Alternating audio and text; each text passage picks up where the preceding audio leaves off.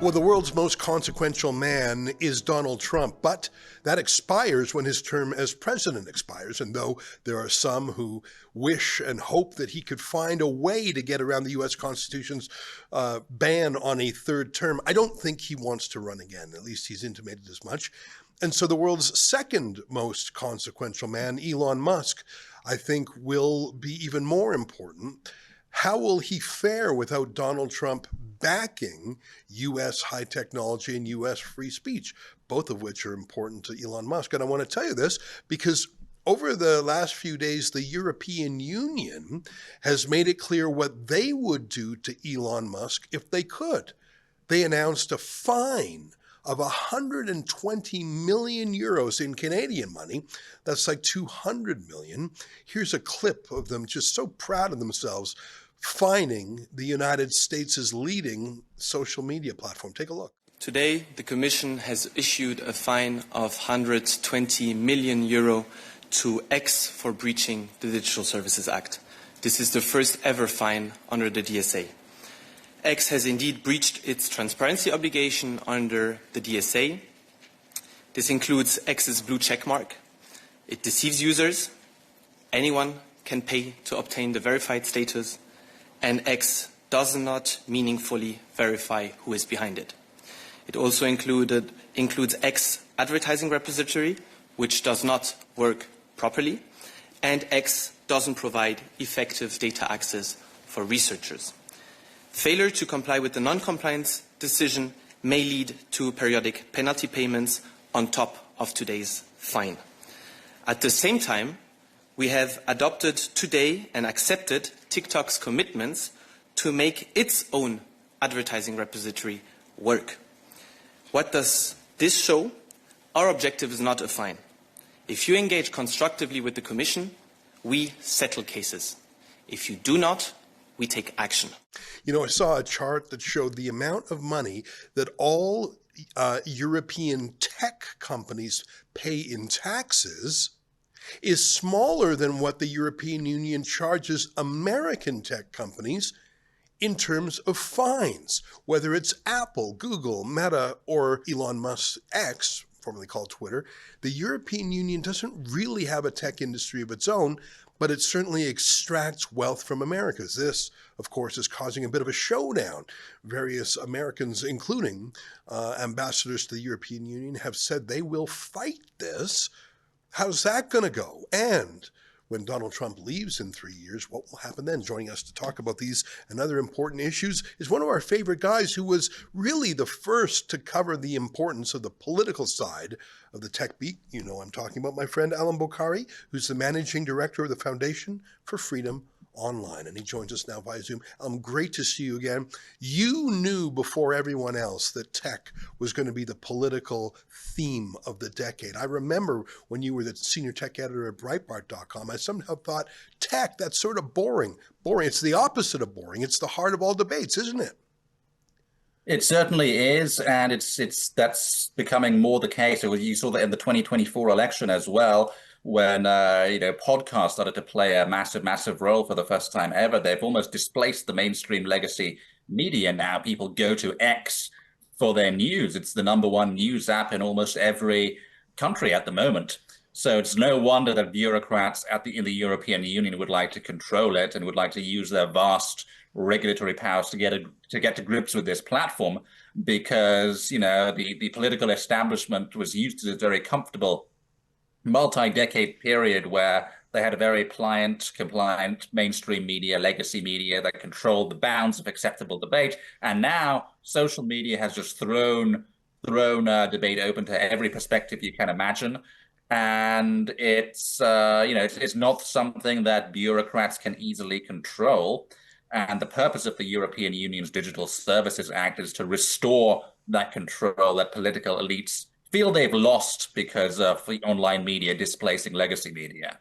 Some of your most blockbuster stories were back in 2016, 2017, when tech was one of the tools used by an insurgent populist right to support Donald Trump. And I don't think Silicon Valley saw it coming. We saw, and I think it was your scoop, when you got a hold of an internal town hall meeting, I think it was at Google YouTube, if I recall, where senior executives were basically having a struggle session confessing that they didn't do enough to stop people and that they'll do better. And that's when the great tech censorship wave really began in earnest after Trump's first win in 2016. They were much more successful in regulating the internet, I think, for 2020. After 2024, the pendulum has started to move back towards freedom. Talk a little bit about that, and then I want to dig more into this 120 million euro fine. But the pendulum's been swinging, isn't it? Even some of these Silicon Valley tycoons who were extremely critical of Trump personally, some of them have actually embraced him, and they sound like fans. Yes, that's certainly been a massive change compared to 2016. I think 2016 was just a huge shock to the establishment, both the political establishment in places like Washington, D.C., but also the business corporate establishment and the tech establishment in Silicon Valley. Up until that point, the tech industry had been very buddy-buddy with the Democratic Party, with Barack Obama. Zuckerberg and Obama had that whole bromance in 2012, if you remember that. So, there was the idea that tech would have to deal with, this very new, very populist Republican administration was a massive shock. You got to remember, most people in Silicon Valley, especially at that time, were quite left-leaning. It was a very left-leaning culture. That really changed over. So you had really, just quickly, you had tech and the deep state in Washington, D.C., and the legacy media all on the same side after 2016. They were all basically on the same side, that populism needs to be contained. And they all sort of agreed that a big reason for this was, unregulated social media. And this is when U.S. government agencies who were completely not cooperating with the first Trump administration, they were sort of a law unto themselves. This is when you start to see hundreds of millions of U.S. taxpayer dollars being poured into these disinformation research institutes. This is the first time we start hearing about words like disinformation and misinformation enter the mainstream. That's after the 2016 election. That's when it all starts. And Silicon Valley broadly cooperates with this right up until the 2020 election. But after Biden gets in 2021, the U.S. government and governments around the world continue putting on the pressure on Silicon Valley. And it looks increasingly like governments are bullying Silicon Valley companies and almost trying to destroy them because they're so committed to restoring the power of the legacy media. There was even a bill in 2022, 2023 called the Journalism Competition and Preservation Act. I think I've talked to you about it before. That would have forced Silicon Valley companies to give billions of dollars in ad revenue to legacy media companies just for the privilege of linking to their content. And, I believe Canada has a similar law. So you had all these things happening after Biden wins, after Trump 1 goes away. And I think this gradually turns people in Silicon Valley gradually understand that political elites want them under their thumb. And I think that's why they're a lot friendlier to Trump right now. Yeah, and I think some of his policies towards them are friendlier from a business point of view. And I think he's taking them seriously as a strategic competitive advantage. I think that's how it looks like to me. I'm not an insider like yourself. I mean, talk a little bit, if you would, about after this announcement that Elon Musk and TikTok on Twitter were being hit with a massive fine. There was a whole constellation of U.S. diplomats and other senior members of the administration who were saying very tough things about the European Union. So, I mean, and it looked organized and it looked like it was green-lit, perhaps by the White House. Maybe you can give us a minute on that, because it wasn't just Elon Musk saying this is outrageous. It was like the entire United States. I don't think Trump himself spoke to it, but really at the highest levels, people were saying this will not stand if America has its way. Give me a minute on that. Yeah, so my foundation, the Foundation for Freedom Online, has been writing for a long time about the Digital Services Act. We actually started looking at it before this administration came into office, so while Biden was still in office, because that's when the building blocks for the Digital Services Act were really put into place, and it actually came into effect before Trump took office. So we've known for a long time that this was going to be a huge, huge risk to online free speech, because even American companies can't ignore a market as big as the EU, and its regulatory power, unless they want to exit the continent altogether, like some U.S. tech companies that exited China. It's something, I don't think it's extremely possible, but it's certainly a possibility at this point. So we've been looking at it for a long time, and we've always been clear it's a massive censorship threat. And I think the present administration has also understood this for a long time, because you go back to when Elon Musk first took over Twitter. Almost immediately, you start to see threats from European bureaucrats and European commissioners. So they were very clear from the outset they were going to use every tool in their arsenal to go after Elon Musk, to go after X if it restored free speech, which of course it did. And that's why X has become, I think, but it has actually become the first tech company to be fined under the Digital Services Act. And I think that was very obvious for a long time. And I think that's why the current administration has been turning up the heat on Brussels even before this announcement.